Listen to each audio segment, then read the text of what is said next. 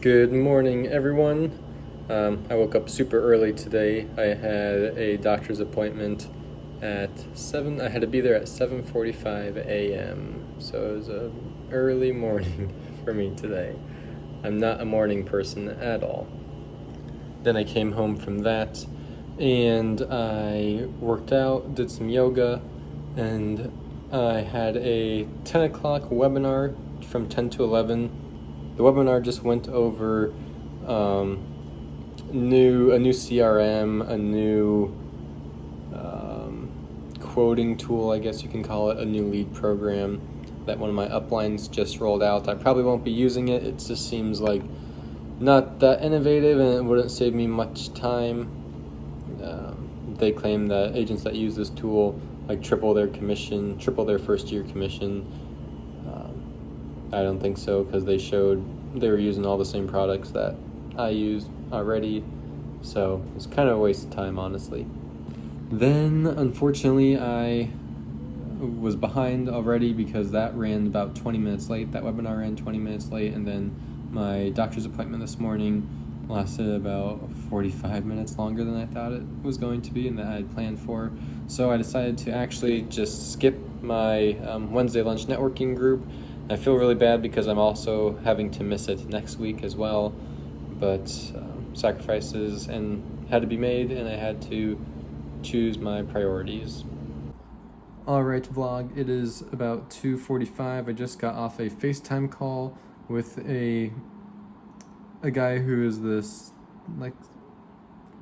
he works for an insurance company that has financial advisors too, and he is the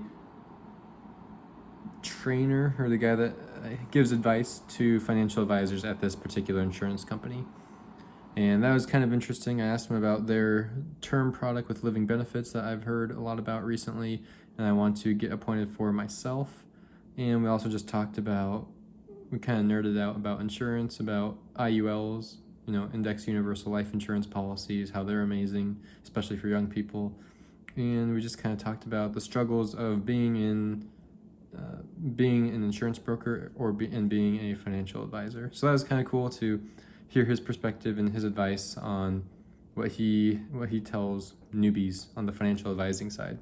Then I called into an insurance company that paid me more than I had expected them to pay me, which is always a good thing.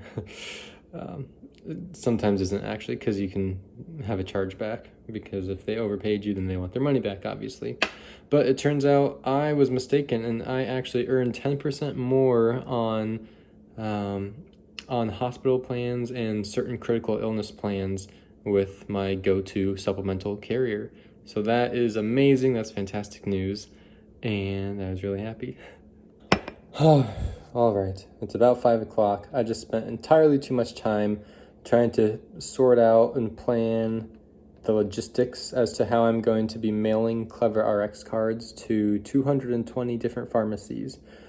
And after all that time spent, a lot of Googling with the weight of envelopes and how much one stamp can hold and the size, the thickness capacity for a standard envelope, and whether or not it bends, what type of envelope, double window versus single window versus a bubble padded envelope.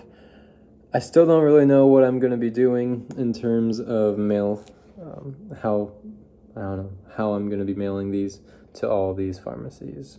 I'm thinking I'll probably end up doing a double window number 10 size envelope. This is way too boring for you guys. You don't even care. But I'm going to do that with 2 stacks of Clever RX cards, 2 stacks of 10 with a little rubber band around them. And then I have 2 pieces of paper that I'm going to be stuffing in the envelope with that. So I'm going to have to take each individual envelope probably to the post office and have them weigh every single one and get their, before I do all that though, I'm going to get their opinion. I'm going to stuff one and see how much it's going to cost to pay for the postage for it, and see if I can even just do the double window envelope. I hope I can, because that'll be so much easier. It will save me so much time and ink printing out return address labels and shipping labels to all the pharmacies.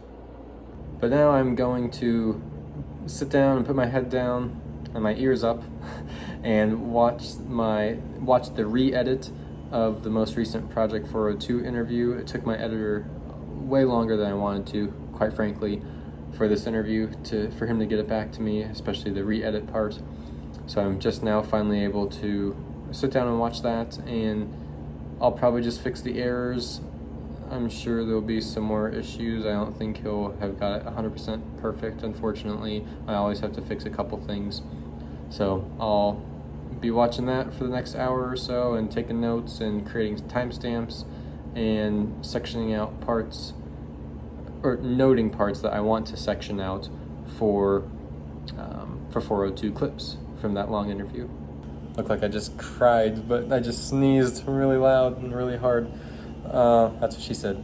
After I watch this though, I'm gonna be done with working tonight. I'm probably just going to go to the store with my girlfriend. We're gonna hang up my Wolf of Wall Street painting, or canvas, I guess. I'll show you that in a second.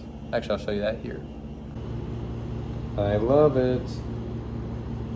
And her and I will also probably just do a couple more cleaning tasks and organizing around the apartment tonight, and then call it an early night and head to bed hopefully early, because we woke up before usual this morning, and we have to do so again tomorrow because she has to go into work early. So don't worry guys, I promise our apartment tour will still be coming. It'll still be happening here in an upcoming episode, but until then, you're just gonna have to continue to get sneak peeks like this. Oh, look around. Asher! Never mind, you can't quite see him. But thanks for watching this episode, guys, and I'll see you tomorrow.